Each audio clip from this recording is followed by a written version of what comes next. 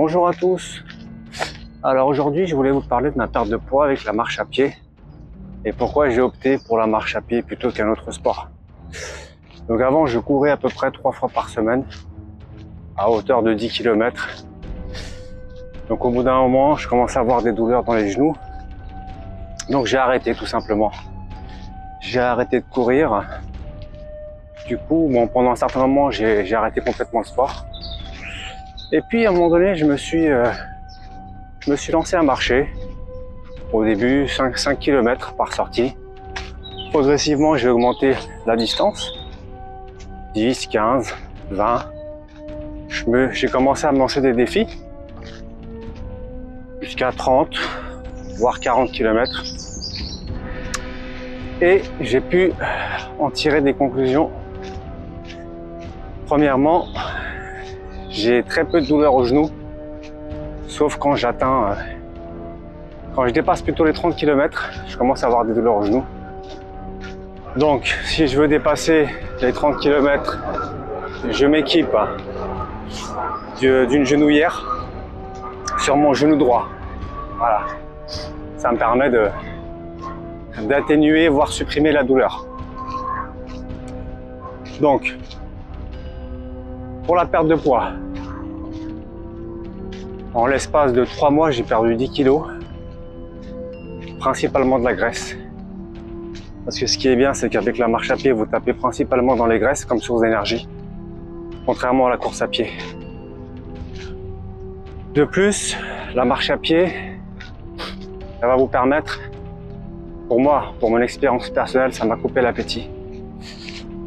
À l'inverse, la course à pied, ça m'ouvrait l'appétit. Quand je rentrais d'une sortie de 10 km en courant, à une allure modérée, ça me donnait vraiment faim. La marche à pied, non seulement ça ne me donne pas faim, mais ça me coupe l'appétit. Alors ça, j'ai trouvé ça excellent. J'ai trouvé ça excellent. Donc voilà, actuellement, je me fais une petite sortie là aujourd'hui. Je pense que on va se faire une petite sortie, 15 km je pense. La marche à pied, c'est vraiment un sport qui est accessible à tous. Comme vous savez, pas besoin d'équipement, hormis des bonnes baskets. Les inconvénients, pour moi, c'est que c'est chronophage.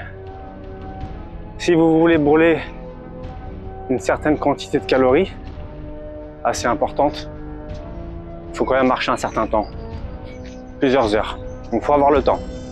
Mais vous pouvez cumuler sur une journée. Vous n'êtes pas obligé, comme moi aujourd'hui par exemple, de sortir, de faire une marche de 15 km d'une traite. Vous pouvez très bien faire quelques kilomètres le matin, l'après-midi, et pourquoi pas après le repas. D'ailleurs, c'est très bien pour la digestion. En été, il vous faudra un bon sac, assez léger. Pourquoi? Parce que déjà, il vous faudra une certaine quantité d'eau, puisque vous allez sortir pendant des heures. Donc au début, surtout si vous avez le dos fragile, ça peut vous fatiguer le dos. Donc allez-y mollo. À titre d'exemple, l'année dernière, je pouvais prendre jusqu'à 3 litres d'eau sur moi lors de la canicule. Donc tout ça représente quand même un poids. Donc ça peut être difficile.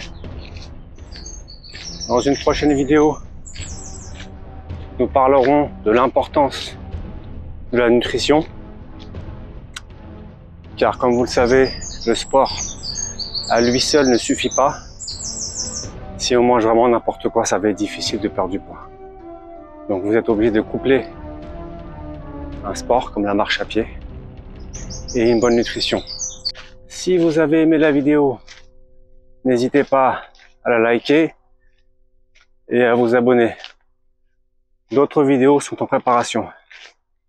À très bientôt, merci.